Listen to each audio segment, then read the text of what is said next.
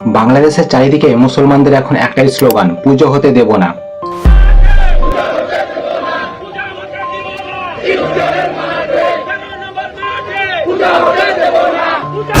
একটা কথা ছিল যে মোরা এক বৃন্তে দুইটি কুসুম, হিন্দু মুসলমান, মুসলিম তার নয়নমণি, হিন্দু তাহার প্রাণ।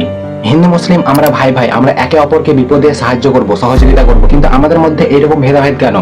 মুসলিম ধর্ম বা ইসলাম ধর্ম কখনোই এই শিক্ষা দেয়নি যে অপর ধর্মকে আঘাত করো বা অপর ধর্ম যে উৎসব সেটাকে তোমরা বন্ধ করে দাও।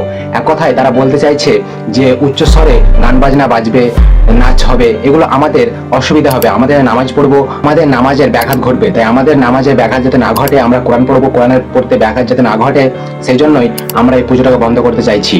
কিন্তু এটা সম্পূর্ণ ভুল একটা কাজ, আমরা এই ডিসিশন কখনোই নেব না। আমরা তাদেরকে বোঝাবো যাতে তারা অল্প সাউন্ড দিয়ে গান বাজনা বাজায়, যাতে আমাদের অসুবিধা না হয়। তোমাদের মতামত তোমরা কমেন্টে জানিয়ে দেবে।